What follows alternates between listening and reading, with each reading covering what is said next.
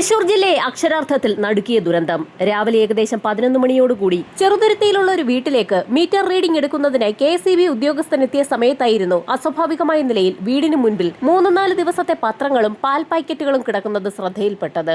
ആ വീടിന്റെ വാതിലിൽ തട്ടി നോക്കിയിട്ടും കോളിംഗ് ബെൽ അമർത്തി നോക്കിയിട്ടും അകത്തുനിന്നും യാതൊരു പ്രതികരണവും ഉണ്ടാകാത്ത സാഹചര്യത്തിൽ സംശയം തോന്നിയ ഉദ്യോഗസ്ഥൻ അല്പസമയം അവിടെ നിന്ന സമയത്തായിരുന്നു രൂക്ഷമായ ഒരു ഗന്ധം വമിക്കുന്നത് അയാളുടെ ശ്രദ്ധയിൽപ്പെട്ടത്.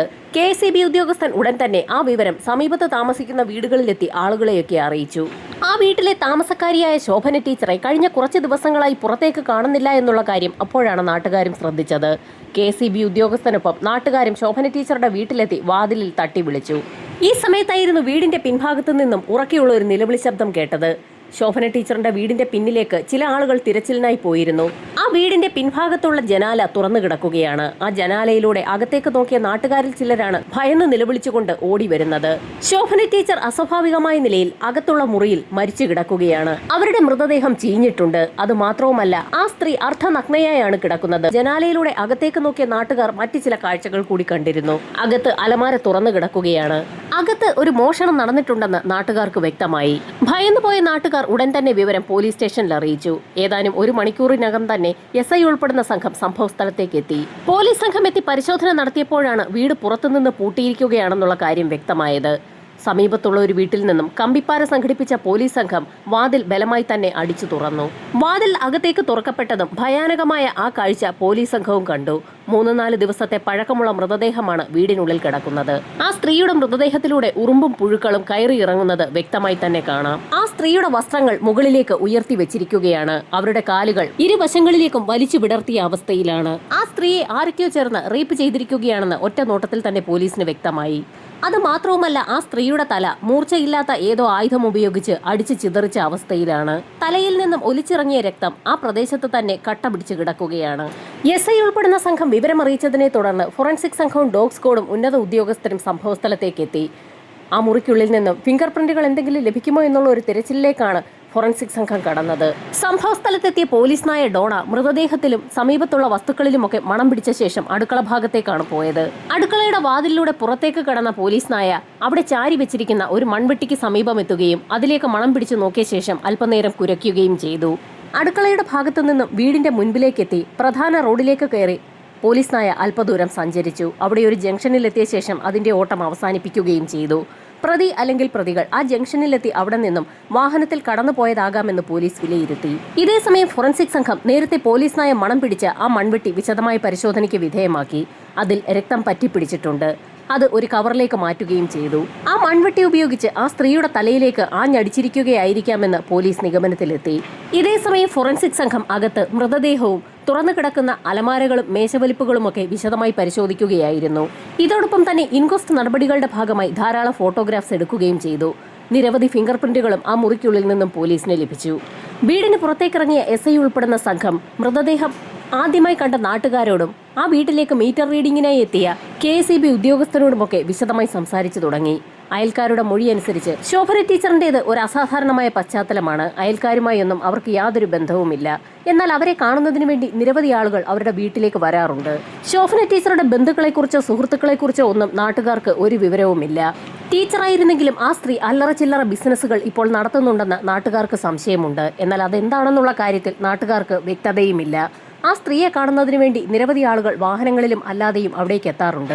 അതൊക്കെ അവരുടെ ബിസിനസിന്റെ ഭാഗമായിരിക്കാമെന്നും നാട്ടുകാർ പോലീസിനോട് പറഞ്ഞു. ശോഭന ടീച്ചറുടെ വീടുകളിലേക്ക് എത്താറുള്ള ആളുകളൊക്കെ പിന്നീട് ചെറുതുരുത്തി ഭാഗത്തൊക്കെ പലയിടങ്ങളിലും സ്ഥലം വാങ്ങിയതായി നാട്ടുകാർക്കറിയാം. അതുകൊണ്ട് തന്നെ ആ സ്ത്രീക്ക് റിയൽ എസ്റ്റേറ്റ് ബിസിനസ് ആയിരിക്കാമെന്നും ചില ആളുകൾ പോലീസിനോട് പറഞ്ഞു. ധാരാളം റിയൽ എസ്റ്റേറ്റ് ഏജന്റുമാരുമായി ചേർന്ന് റിയൽ എസ്റ്റേറ്റ് ബിസിനസ് തന്നെയാണ് ശോഭന നടത്തുന്നതെന്നുള്ള ഒരു ധാരണയിലേക്ക് ഒടുവിൽ പോലീസ് എത്തി. 3-4 ദിവസം മുൻപാണ് ശോഭന ടീച്ചർ കൊല്ലപ്പെട്ടിരിക്കുന്നത്. ആ സമയത്ത് അവരുടെ വീട്ടിലേക്ക് എത്തിയിട്ടുള്ള ആളുകളെക്കുറിച്ച് എന്നാൽ നാട്ടുകാർക്ക് ഒരു വിവരവും ഉണ്ടായിരുന്നില്ല. ആ വീട്ടിലേക്ക് വരുന്ന വ്യക്തികളെയൊന്നും വ്യക്തമായി കാണാൻ നാട്ടുകാർക്ക് കഴിയുമായിരുന്നില്ല. കാരണം ശോഭന ടീച്ചർ സാധാരണ ഉള്ള ഉയരത്തിലും കുറച്ചുകൂടി ഉയർത്തിയാണ് തന്റെ വീടിന്റെ ചുറ്റുമതിൽ പണിതിരിക്കുന്നത്. റോഡിന്റെ എതിർവശത്ത് താമസിക്കുന്നവരും റോഡിലൂടെ നടന്നു പോകുന്ന ആളുകളുമൊക്കെ പലപ്പോഴും അവരുടെ വീട്ടിലേക്ക് ആളുകൾ വരുന്നതും പോകുന്നതും കണ്ടിട്ടുണ്ടെന്ന് മാത്രം. നാട്ടുകാരിൽ നിന്നും കൂടുതൽ വിവരങ്ങളൊന്നും ലഭിക്കാൻ സാധ്യതയില്ല എന്ന് പോലീസ് സംഘത്തിന് മനസ്സിലായപ്പോഴേക്കും അവിടെ നിന്നും ബോഡി പോസ്റ്റ്മോർട്ടത്തിന് ഹോസ്പിറ്റലിലേക്ക് ഷിഫ്റ്റ് ചെയ്തിരുന്നു. നിരവധി ഫോട്ടോഗ്രാഫ്സ് ആണ് എടുത്തിട്ടുള്ളത്. അത് മാത്രവുമല്ല, പല ആളുകളും ആ വീട്ടിൽ വരികയും പോവുകയും ചെയ്തിട്ടുള്ളത് കൊണ്ട് തന്നെ ഒരുപാട് വിരലടയാളങ്ങളും പോലീസ് സംഘത്തിന് ലഭിച്ചു. ബോഡി പോസ്റ്റ്മോർട്ടത്തിന് ഷിഫ്റ്റ് ചെയ്യുന്നതിന് മുൻപ് തന്നെ ഫോറൻസിക് സംഘം തങ്ങളുടെ നിഗമനങ്ങൾ SI ഉൾപ്പെടുന്ന സംഘത്തെ അറിയിച്ചിരുന്നു. ആ സ്ത്രീ കൊല്ലപ്പെടുന്നതിന് മുൻപോ അതിനുശേഷമോ ഒരു സെക്ച്വൽ റിലേഷൻ അവിടെ നടന്നിട്ടുണ്ട്. DNA പരിശോധനയ്ക്കായി ആ സ്ത്രീയുടെ ശരീരത്തിൽ നിന്നും സ്രവങ്ങൾ ഫോറൻസിക് സംഘം ശേഖരിക്കുകയും ചെയ്തിട്ടുണ്ട്. പോസ്റ്റ്മോർട്ടം നടപടികൾ ഹോസ്പിറ്റലിൽ പുരോഗമിക്കുന്ന സാഹചര്യത്തിൽ പോലീസ് സംഘം അവരുടെ അന്വേഷണത്തിന്റെ അടുത്ത ഘട്ടം ആരംഭിച്ചു. ഡിവൈഎസ്പിയുടെ നേതൃത്വത്തിൽ ഒരു പുതിയ ടീമിനെ തന്നെ അന്വേഷണത്തിന്റെ ഭാഗമായി രംഗത്തിറക്കി. കഴിഞ്ഞ ഒരാഴ്ചയായി ആ സ്ത്രീയുടെ വീട്ടിലേക്ക് വന്നു പോയിട്ടുള്ള വ്യക്തികളെ കേന്ദ്രീകരിച്ച് ഒരു അന്വേഷണം നടത്തുക എന്നുള്ളതായിരുന്നു ആദ്യഘട്ടത്തിലെ പോലീസിന്റെ നടപടി. ശോഭന ടീച്ചറിന്റെ വീടിരിക്കുന്ന സ്ഥലത്തിന് സമീപത്തുള്ള മൊബൈൽ ടവർ ലൊക്കേഷൻ കേന്ദ്രീകരിച്ച് ഒരു അന്വേഷണം നടത്താനാണ് പോലീസ് തീരുമാനിച്ചത്.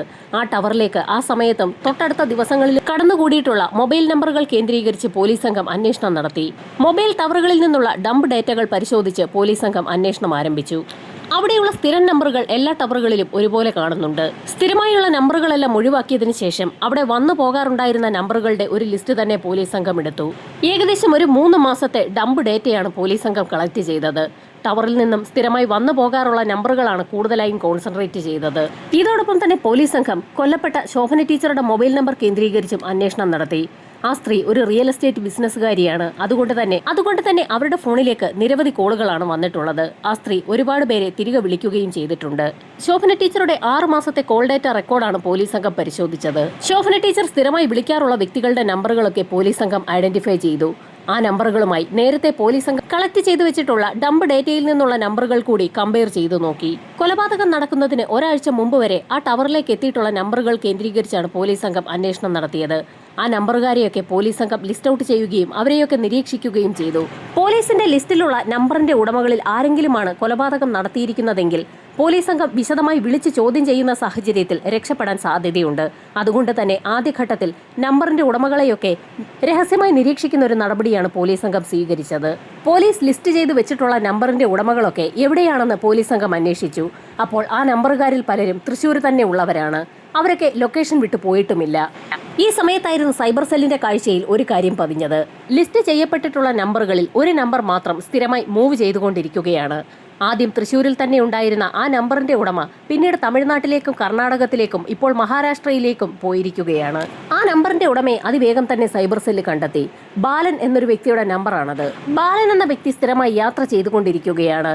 പോലീസിന് സംശയിക്കാൻ കഴിയാവുന്ന ഒരു വ്യക്തിയെ ഇപ്പോൾ കിട്ടിയിരിക്കുകയാണ്. ടീച്ചറെ സ്ഥിരമായി വിളിക്കുകയും ചെയ്തിരിക്കുന്ന ഒരു വ്യക്തിയാണ് ബാലൻ. എന്നാൽ ശോഭന ടീച്ചറുടെ മരണം സംഭവിച്ച ശേഷം ബാലന്റെ നമ്പർ ടീച്ചറിന്റെ വീടിന്റെ പരിസരത്തെങ്ങും എത്തിയിട്ടില്ല. ടീച്ചറുടെ മരണം സംഭവിക്കുന്നതിന് മുൻപുള്ള ദിവസങ്ങളിൽ ടീച്ചറിന്റെ വീടിരിക്കുന്ന സമീപത്തുള്ള ടവറുകളിൽ എവിടെയെങ്കിലുമൊക്കെ ബാലന്റെ നമ്പർ പ്രത്യക്ഷപ്പെട്ടിട്ടുണ്ട്. എന്നാൽ ടീച്ചറിന്റെ മരണത്തിന് ശേഷം ബാലൻ ആ പരിസരത്തേക്ക് പോലും വന്നിട്ടില്ല. അതാണ് പോലീസുകാരിൽ സംശയം ജനിപ്പിച്ചത്. ടീച്ചറിനെ സ്ഥിരമായി വിളിക്കാറുള്ള വ്യക്തികളിൽ ബാലനെ പോലെ മറ്റാരെങ്കിലും ഇതുപോലെ നാടുവിട്ട് പോയിട്ടുണ്ടോ എന്ന് പോലീസ് അന്വേഷിക്കാൻ തുടങ്ങുമ്പോഴേക്കും പോസ്റ്റ്മോർട്ടം റിപ്പോർട്ട് പുറത്തു വന്നു. മൂർച്ചയില്ലാത്ത ഒരു വസ്തു ഉപയോഗിച്ച് തലയ്ക്കടിച്ചാണ് ടീച്ചറെ കൊലപ്പെടുത്തിയിരിക്കുന്നത്. ബോഡി ആ സ്ഥലത്തു നിന്നും കണ്ടെടുക്കുന്നതിന് ഏകദേശം 4 ദിവസം മുൻപാണ് ആ സ്ത്രീ കൊല്ലപ്പെട്ടിരിക്കുന്നത്. ആ സ്ത്രീയുടെ മൃതദേഹം കണ്ടെത്തുമ്പോൾ തന്നെ ആ ശരീരം പുഴുവരിച്ചിരിക്കുകയായിരുന്നു. അതുമാത്രവുമല്ല, ആ സ്ത്രീ കൊല്ലപ്പെടുന്നതിന് മുൻപ് ഒരു സെക്ച്വൽ റിലേഷന് വിധേയയായിട്ടുണ്ട്. എന്നാൽ ബലപ്രയോഗത്തിലൂടെയാണോ അങ്ങനെയൊരു റിലേഷൻ ഉണ്ടായിരിക്കുന്നത് എന്നുള്ള കാര്യത്തിൽ ഡോക്ടർമാർ വ്യക്തത വരുത്തിയിട്ടില്ല. നന്നായി അഴുകിയ മൃതദേഹമായതുകൊണ്ട് തന്നെ കൂടുതൽ കാര്യങ്ങളൊന്നും വ്യക്തമായി പറയാൻ കഴിയുന്ന തരത്തിലായിരുന്നില്ല. പോസ്റ്റ്മോർട്ടം റിപ്പോർട്ടിൽ നിന്നും അതിനപ്പുറത്തേക്കുള്ള ഒരു വിവരവും പോലീസിന് ലഭിച്ചില്ല. ടീച്ചറെ കൊലപ്പെടുത്തിയ പ്രതി ആ വീട്ടിൽ വലിയൊരു മോഷണം നടത്തിയ ശേഷം അവിടെ നിന്നും കടന്നു പോയിരിക്കുകയാണ്. ആ വീട്ടിൽ നിന്നും എന്തൊക്കെയാണ് നഷ്ടപ്പെട്ടിരിക്കുന്നതെന്ന് കണ്ടെത്താൻ പോലും പോലീസിന് കഴിയുന്ന അവസ്ഥയായിരുന്നില്ല. ശോഭന ടീച്ചർക്ക് ഒരു മകൻ മാത്രമാണുള്ളത്. മകൻ ഭാര്യയുമൊത്ത് കാനഡയിൽ കഴിയുകയാണ്. ടീച്ചറുടെ മരണവാർത്ത അറിഞ്ഞിട്ട് പോലും അവർ നാട്ടിലേക്ക് എത്തിയിട്ടില്ല. അതുകൊണ്ട് തന്നെ ടീച്ചറുടെ വീട്ടിൽ നിന്നും എന്തൊക്കെയാണ് നഷ്ടപ്പെട്ടതെന്ന് കണ്ടെത്താൻ പോലീസ് ഏറെ ബുദ്ധിമുട്ടി. അമ്മയുമായി അകന്നു കഴിയുന്ന മകൻ നാട്ടിലേക്ക് എത്തില്ല എന്ന് മനസ്സിലാക്കിയതുകൊണ്ട് തന്നെ ശോഭന ടീച്ചറുടെ മൃതദേഹം തൃശ്ശൂരിൽ തന്നെ ഒരു പൊതു ശ്മശാനത്തിൽ സംസ്കരിക്കുന്നതിനുള്ള നടപടിയും ആരംഭിച്ചു. പോലീസിന്റെ അന്വേഷണത്തിൽ ടീച്ചറിന് ശത്രുക്കൾ ആരും തന്നെ ഇല്ല എന്ന് കണ്ടെത്താനാണ് കഴിഞ്ഞത്. അതുകൊണ്ട് തന്നെ ആ വീട്ടിൽ വന്നു പോകുന്ന ഏതെങ്കിലും വ്യക്തി തന്നെയാകാം കൊലപാതകത്തിന് പിന്നിലെന്ന് പോലീസ് ഉറപ്പിച്ചു. പോലീസിന് ആകെ സംശയിക്കാൻ കഴിയുന്ന ഒരേയൊരു വ്യക്തി ബാലനാണ്. അയാളുടെ വീട് തൃശൂരിൽ തന്നെയാണ്. എന്നാൽ തൃശൂരിലെ വീട്ടിലെത്തി ബാലനെ അന്വേഷിച്ചാൽ ഒരുപക്ഷെ അയാൾ കുറ്റവാളിയാണെങ്കിൽ രക്ഷപ്പെടാൻ സാധ്യതയുള്ളതുകൊണ്ട് തന്നെ ബാലന്റെ വീട് പോലീസ് സംഘം നിരീക്ഷണത്തിൽ വെച്ചു. ബാലനെ ഒന്ന് ഫോളോ ചെയ്യാൻ പോലീസ് സംഘം തീരുമാനിച്ച നിമിഷത്തിലായിരുന്നു സൈബർ സെല്ലിന്റെ ഭാഗത്തു നിന്നും ഒരു നിർണായക വിവരം പോലീസിനെ തേടിയെത്തിയത്. ബാലന്റെ ഫോണിലേക്ക് ഒരു മെസ്സേജ് എത്തിയിരിക്കുകയാണ്. ബാലന്റെ മൊബൈലിലേക്ക് ബാലന്റെ ബാങ്ക് ബാലൻസ് അറിയിച്ചുകൊണ്ട് ബാങ്കിന്റെ തന്നെ ഒരു മെസ്സേജ് എത്തിയിരിക്കുകയാണ്. ബാലൻ എന്ന വ്യക്തി തന്നെയാണ് ഇപ്പോഴും ആ ഫോൺ ഉപയോഗിക്കുന്നതെന്ന് മനസ്സിലാക്കിയ പോലീസ് സംഘം ബാലനെ കൈയോടെ പിടികൂടുന്നതിനായി മഹാരാഷ്ട്രയിലേക്ക് പുറപ്പെടാൻ തീരുമാനിച്ചു. CI ഉൾപ്പെടുന്ന സംഘം ഷൊർണൂർ എത്തിയപ്പോഴായിരുന്നു സൈബർ സെല്ലിന്റെ ഭാഗത്തു നിന്നും മറ്റൊരു മെസ്സേജ് കൂടി എത്തിയത്. ബാലൻ മഹാരാഷ്ട്രയിൽ നിന്നും വീണ്ടും തമിഴ്നാട്ടിലേക്ക് പുറപ്പെടുകയാണ്. അയാൾ ട്രെയിനിൽ സഞ്ചരിച്ചുകൊണ്ടിരിക്കുകയാണെന്ന് സൈബർ സെല്ല് പോലീസുകാരോട് വ്യക്തമാക്കി. സൈബർ പോലീസിന്റെ സഹായത്തോടുകൂടി ട്രെയിൻ സേലം ഭാഗത്തേക്കാണ് വരുന്നതെന്നുള്ള കാര്യവും പോലീസിന് മനസ്സിലായി. സേലത്ത് നിന്നും ഈറോഡ് വഴി പാലക്കാട്ടേക്കുള്ള ട്രെയിനിലാണ് ബാലൻ കയറിയിരിക്കുന്നത്. സേലത്ത് നിന്നും പാലക്കാട് വഴി തൃശൂരേക്ക് വരുന്ന ആ ട്രെയിനിലേക്ക് ഇടയ്ക്ക് വെച്ച് കയറാൻ പോലീസ് സംഘം തീരുമാനിച്ചു. അതിവേഗം തന്നെ പോലീസ് സംഘം ഈറോഡ് സ്റ്റേഷനിലെത്തി. സ്റ്റേഷനിലെ റെക്കോർഡുകൾ പരിശോധിച്ചപ്പോൾ റിസർവേഷൻ കമ്പാർട്ട്മെന്റിലൊന്നും ബാലന്റെ പേരില്ല എന്ന് വ്യക്തമായി. അതിന്റെ അർത്ഥം ജനറൽ കമ്പാർട്ട്മെന്റിൽ എവിടെയോ ബാലൻ കയറിയിട്ടുണ്ട് എന്നാണ്. വേഷം മാറിയ പോലീസ് സംഘം ട്രെയിനിലേക്ക് കയറി. അവരുടെ കൈവശം ബാലന്റെ ഫോട്ടോയുമുണ്ട്. ജനറൽ കമ്പാർട്ട്മെന്റിൽ പോലീസ് സംഘം വിശദമായ തിരച്ചിൽ തുടങ്ങി. SBI ബാങ്കിൽ നിന്നും ബാലന്റെ ഫോട്ടോ പോലീസ് സംഘം നേരത്തെ തന്നെ സംഘടിപ്പിച്ചിരുന്നു. ഓരോ ബോഗിയിലായി പോലീസ് സംഘം പരിശോധന നടത്തുന്നതിനിടയിൽ ഒരു പോലീസുകാരന്റെ കണ്ണിൽ ആ കാഴ്ചപ്പെട്ടു. സാക്ഷാൽ ബാലൻ ട്രെയിനിൽ സൈഡ് സീറ്റിൽ പുറത്തേക്ക് നോക്കി അങ്ങനെ ഇരിക്കുകയാണ്.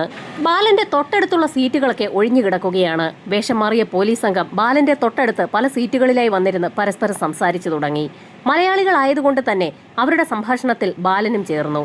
കുറെ സമയം സംസാരിച്ച ശേഷം ബാലൻ പതിയെ സീറ്റിൽ നിന്ന് എഴുന്നേറ്റ് മുൻപോട്ട് നടന്നു. ഈ സമയത്തായിരുന്നു അപ്രതീക്ഷിതമായി ഒരു പോലീസുകാരൻ പിന്നിൽ നിന്നും ബാല എന്ന് ഉറക്കെ വിളിച്ചത്. തന്റെ പേര് പറയാതെ തന്നെ ആരാണ് തന്നെ വിളിച്ചതെന്ന് സംശയം തോന്നിയ ബാലൻ അവിടെ നിന്ന് തിരിഞ്ഞു നോക്കി. ഈ കമ്പാർട്ട്മെന്റിന് പുറമെ മറ്റുള്ള കമ്പാർട്ട്മെന്റുകളിലെല്ലാം പോലീസ് ഉണ്ടെന്നും അതുകൊണ്ട് ബഹളം വെക്കാതെ ബാലൻ ആ ഇരുന്ന സീറ്റിൽ തന്നെ വന്നിരിക്കണമെന്നും പോലീസ് ആവശ്യപ്പെട്ടു. അധികമൊന്നും പറയാതെ തന്നെ ബാലൻ താൻ ഇരുന്ന അതേ സീറ്റിൽ വന്നിരിക്കുകയും ചെയ്തു. ട്രെയിൻ അപ്പോഴേക്കും പാലക്കാട് സ്റ്റേഷന് സമീപം എത്തിയിരുന്നു. പാലക്കാട് സ്റ്റേഷനിൽ വെച്ച് തന്നെ പോലീസ് സംഘം ബാലനെ ഔദ്യോഗികമായി അറസ്റ്റ് ചെയ്തു. പാലക്കാട് നിന്നും തൃശൂർ സ്റ്റേഷനിലെത്തിച്ച ബാലനെ പോലീസ് സംഘം ചോദ്യം ചെയ്തു തുടങ്ങി. തൃശൂരിൽ നിന്ന് തമിഴ്നാട്ടിലേക്കും അവിടെ നിന്ന് കർണാടകത്തിലേക്കും ആന്ധ്രയിലേക്കും മഹാരാഷ്ട്രയിലേക്കുമൊക്കെ ബാലൻ എന്തിനാണ് യാത്ര ചെയ്തതെന്നായിരുന്നു CIയുടെ നിർണായകമായ ചോദ്യം. പോലീസ് തന്നെ നിരീക്ഷിക്കുന്നുണ്ടെന്ന് തനിക്ക് ഉറപ്പുള്ളതുകൊണ്ടാണ് താൻ അത്തരത്തിൽ യാത്ര ചെയ്തതെന്ന് ബാലൻ മൊഴിയും നൽകി. പോലീസിന്റെ ചോദ്യം ചെയ്യലുകൾക്ക് മുൻപിൽ അധികം ബലം പിടിക്കാതെ തന്നെ ബാലൻ ഒരു കഥ പറഞ്ഞു. റിയൽ എസ്റ്റേറ്റ് ബിസിനസ്സിൽ ശോഭന ടീച്ചറെ സഹായിക്കുന്ന ഒരു വ്യക്തി തന്നെയാണ് ബാലൻ. റിയൽ എസ്റ്റേറ്റ് ബിസിനസ്സുമായി ബന്ധപ്പെട്ട് ധാരാളം ആളുകളെ ബാലൻ തന്നെയാണ് ശോഭന ടീച്ചറുടെ വീട്ടിലേക്ക് കൊണ്ടുവരാറുള്ളത്. ബിസിനസ്സുമായി ബന്ധപ്പെട്ട് ധാരാളം പണം ടീച്ചർ കൈകാര്യം ചെയ്യുന്നതും ബാലൻ പലതവണ കണ്ടിട്ടുണ്ട്. പലപ്പോഴും ബിസിനസിന്റെ ഭാഗമായി ഏജന്റുമാർ വഴിയാണ് പണം കൈമാറാറുള്ളത്. ടീച്ചറുടെ കൈവശം എപ്പോഴാണ് പണം എത്തുന്നതെന്നൊക്കെ കൃത്യമായി തന്നെ ബാലൻ അറിയാം. ടീച്ചറുടെ മരണം സംഭവിക്കുന്നതിന് ഏതാനും ദിവസങ്ങൾക്ക് മുൻപ് വലിയൊരു ട്രാൻസാക്ഷൻ നടന്നു. പാർട്ടിക്ക് നേരിട്ട് പണം കൈമാറാൻ ബുദ്ധിമുട്ടുള്ളത് കൊണ്ട് തന്നെ ആ പണം ശോഭന ടീച്ചർ മുഖാന്തരമാണ് കൈമാറിയത്. അന്നത്തെ ഇടപാട് നടന്ന സമയത്ത് ബാലൻ ടീച്ചറുടെ വീട്ടിലുണ്ടായിരുന്നു. അന്ന് ഇടപാടുകൾ പൂർത്തിയാക്കി ശോഭന ടീച്ചറുടെ വീട്ടിൽ നിന്നും പുറത്തുപോയ ബാലൻ ചില കണക്കുകൂട്ടലുകളൊക്കെ നടത്തി. അന്ന് തൊട്ടടുത്ത ദിവസങ്ങളിൽ അവധിയായതുകൊണ്ട് തന്നെ ആ അവധി ദിവസങ്ങൾ കഴിഞ്ഞതിന് ശേഷമേ ടീച്ചർ പണവുമായി ട്രാൻസാക്ഷൻ നടത്താൻ സാധ്യതയുണ്ടെന്നുള്ള കാര്യവും ബാലന് നന്നായി അറിയാമായിരുന്നു. അങ്ങനെ മനസ്സിലുദ്ദേശിച്ച പ്ലാൻ നടത്താൻ തന്നെ ബാലൻ തീരുമാനിച്ചു. ബാലൻ സ്ഥിരമായി തന്റെ ബുള്ളറ്റിലാണ് ടീച്ചറുടെ വീട്ടിലേക്ക് എത്താറുള്ളത്.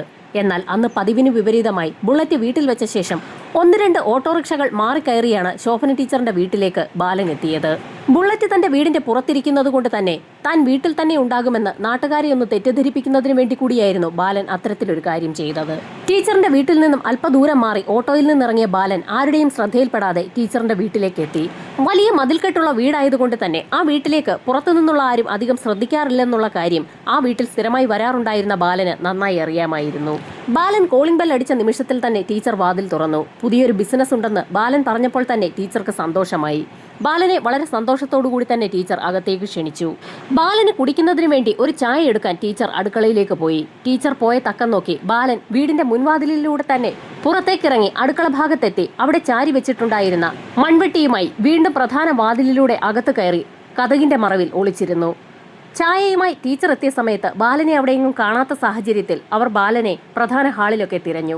ഈ സമയത്തായിരുന്നു അപ്രതീക്ഷിതമായി കതകിന്റെ മറവിൽ ഒളിച്ചിരിക്കുകയായിരുന്ന ബാലൻ മൺവെട്ടി ഉപയോഗിച്ച് ടീച്ചറുടെ തലയിലേക്ക് ആഞ്ഞടിച്ചത്. ഒറ്റയടിക്ക് തന്നെ ടീച്ചർ താഴെ വീണു. വീണ്ടും ആ സ്ത്രീയുടെ തലയിലേക്ക് ബാലൻ ആഞ്ഞടിച്ചു.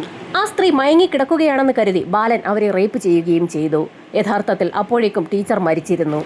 അബോധാവസ്ഥയ്ക്കും മരണത്തിനുമിടയിൽ റേപ്പ് ചെയ്യപ്പെട്ടതുകൊണ്ട് തന്നെ ടീച്ചർ അതൊന്നും അറിഞ്ഞതുമില്ല. അതുകൊണ്ട് തന്നെ അവരെതിർത്തതുമില്ല. അതുകൊണ്ട് തന്നെയാണ് പോസ്റ്റ്മോർട്ടം നടത്തിയ ഡോക്ടർമാർക്ക് ഇരയുടെ ഭാഗത്തു നിന്നും ഒരു എതിർപ്പും ഉണ്ടാകാത്ത സാഹചര്യത്തിൽ അത് പരസ്പര സമ്മതത്തോടുകൂടിയുള്ള ഒരു റിലേഷൻഷിപ്പ് ആയിരുന്നു എന്നുള്ള ഒരു പോസ്റ്റ്മോർട്ടം റിപ്പോർട്ട് എഴുതേണ്ടി വന്നത്. ശോഭന ടീച്ചറെ അതിക്രൂരമായി ഉപയോഗിച്ച ശേഷം അവരുടെ മരണം ഉറപ്പാക്കിയ ബാലൻ അവിടെ ഉണ്ടായിരുന്ന അലമാരകളും മേശവലിപ്പുകളുമൊക്കെ തുറന്ന് ഒരു പരിശോധന നടത്തി. അതിലുണ്ടായിരുന്ന പണമൊക്കെ താൻ കൊണ്ടുവന്ന ബാഗിലേക്ക് ആക്കുകയും ചെയ്തു. ടീച്ചറെ കൊലപ്പെടുത്തുന്നതിന് ഉപയോഗിച്ച മൺവെട്ടിയും പണമടങ്ങുന്ന ബാഗുമായി ബാലൻ വീട് പൂട്ടി പുറത്തേക്കിറങ്ങി. മൺവെട്ടി പഴയ സ്ഥാനത്ത് തന്നെ വീടിന്റെ പിൻഭാഗത്ത് കൊണ്ടുവയ്ക്കുകയും ചെയ്തു.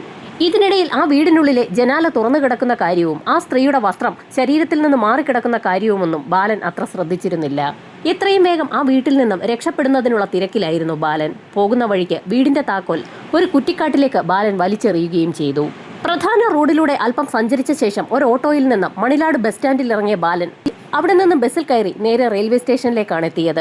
ആ ടീച്ചറിന്റെ കൈവശം ധാരാളം സ്വർണ്ണാഭരണങ്ങൾ ഉണ്ടായിരുന്നു. അത് മുഴുവൻ ബാലൻ തന്റെ ബാഗിലേക്ക് ആക്കിയിരിക്കുകയാണ്. വളരെ ലാവിഷായി ജീവിക്കാനുള്ള മുതൽ മുഴുവൻ തന്റെ ബാഗിലുണ്ടെന്ന് മനസ്സിലാക്കിയ ബാലൻ വളരെ സന്തോഷത്തോടു കൂടിയാണ് കേരളത്തിൽ നിന്ന് തമിഴ്നാട്ടിലേക്ക് കടന്നത്. സേലത്തെത്തിയ ബാലൻ അവിടെ ഒരു സ്വർണ്ണക്കടയിൽ കുറച്ച് സ്വർണം വിൽക്കാൻ തന്നെ തീരുമാനിച്ചു. സ്വർണ്ണക്കടയിലേക്ക് സ്വർണവുമായി ഇറങ്ങിയ ബാലൻ അവിടെ ആ കടയിൽ വിൽപ്പന നടത്തുന്ന സമയത്താണ് ഞെട്ടിക്കുന്ന ഒരു കാര്യം ബാലൻ മനസ്സിലാക്കിയത്. ആ ആഭരണങ്ങൾ മുഴുവൻ മുക്കുപണ്ടമാണ്. ആ ടീച്ചർ ഉപയോഗിക്കുന്നത് അത്രയും ഫാൻസി ആഭരണങ്ങളായിരുന്നു. വളരെ കുറഞ്ഞ അളവിൽ മാത്രമാണ് സ്വർണമുണ്ടായിരുന്നത്. താൻ കബളിപ്പിക്കപ്പെട്ടു എന്ന് ബാലന് വ്യക്തമായി. അലമാരയിൽ നിന്നെടുത്ത പണം മാത്രമാണ് ബാലൻ ആശ്വാസമായത്. ഇനിയും ആ ഇമിറ്റേഷൻ ഗോൾഡുമായി സ്വർണ്ണക്കടയിൽ നിന്നാൽ താൻ പിടിക്കപ്പെടുമെന്ന് മനസ്സിലാക്കി ഭയന്നുപോയ ബാലൻ അവിടെ നിന്നും കർണാടകത്തിലേക്കും പിന്നീട് മഹാരാഷ്ട്രയിലേക്കുമൊക്കെ യാത്ര തിരിച്ചു. ശോഭന ടീച്ചറുടെ വീട്ടിൽ വലിയ ട്രാൻസാക്ഷൻ നടന്നെങ്കിലും ആ തുക കണ്ടെത്തി അത് തട്ടിയെടുക്കാൻ ബാലന് കഴിഞ്ഞിരുന്നില്ല. അലമാരയിൽ നിന്നെടുത്ത അല്പം പണം മാത്രമാണ് ബാലന്റെ കയ്യിലുള്ളത്. ആ തുകയുമായി അധികം നാൾ കറങ്ങി നടക്കാൻ കഴിയില്ല എന്ന് മനസ്സിലാക്കിയ ബാലൻ ഇതിനിടയിൽ തന്റെ ബാങ്ക് ബാലൻസ് ഒന്ന് പരിശോധിച്ചു നോക്കി. ആ മെസ്സേജ് ആയിരുന്നു പിന്നീട് പോലീസ് സംഘത്തിന് അന്വേഷണത്തിന് തുണയായത്. ബാങ്കിലും അധികം ബാലൻസ് ഒന്നും ഇല്ല എന്ന് മനസ്സിലാക്കിയ ബാലൻ അങ്ങനെയാണ് മഹാരാഷ്ട്രയിൽ നിന്നും വീണ്ടും കേരളത്തിലേക്ക് വരാൻ തീരുമാനിച്ചത്. താൻ പോലീസ് പിടിയിലാകുമെന്ന് ബാലൻ ഉറപ്പുണ്ടായിരുന്നു. ബാലൻ പറഞ്ഞ കാര്യങ്ങളൊക്കെ രേഖപ്പെടുത്തിയ പോലീസ് സംഘം തൊട്ടടുത്ത ദിവസം തന്നെ ബാലനുമായി തെളിവെടുപ്പിന് ശോഭന ടീച്ചറുടെ വീട്ടിലെത്തി. എങ്ങനെയാണ് കൃത്യം നടത്തിയതെന്ന് പോലീസുകാർക്ക് ബാലൻ വളരെ വ്യക്തമായി തന്നെ കാണിച്ചു കൊടുത്തു. പോലീസിന്റെ എല്ലാ അന്വേഷണവുമായി ബാലൻ വളരെ നല്ല രീതിയിൽ തന്നെ സഹകരിച്ചു. പോലീസ് സംഘം അതൊക്കെ തെളിവുകളാക്കി ശേഖരിക്കുകയും ചെയ്തു. അന്വേഷണം പൂർത്തിയാക്കി കൃത്യം 88ാമത്തെ ദിവസം തന്നെ പോലീസ് സംഘം കുറ്റപത്രം കോടതിയിൽ സമർപ്പിച്ചു. എല്ലാ ഘട്ടത്തിലും പോലീസുമായി വളരെ കൃത്യമായി ബാലൻ സഹകരിച്ചതുകൊണ്ട് തന്നെ ബാലൻ പ്രതീക്ഷിച്ച ഒരു വിധി തന്നെയാണ് ബാലനെ തേടിയെത്തിയത്. കോടതി ബാലന് വധശിക്ഷ നൽകിയില്ല. വാദപ്രതിവാദങ്ങൾക്കൊടുവിൽ ബാലന് ഇപ്പോൾ ജീവപര്യന്തം തടവ് ശിക്ഷ കോടതി വിധിച്ചിരിക്കുകയാണ്. അതിവേഗം പ്രതിയെ കണ്ടെത്തി അന്വേഷണം പൂർത്തിയാക്കി കോടതിയിൽ കുറ്റപത്രം സമർപ്പിച്ച സാഹചര്യത്തിൽ കേരള പോലീസിന് കോടതിയുടെ പ്രത്യേക പ്രശംസയും ലഭിച്ചു.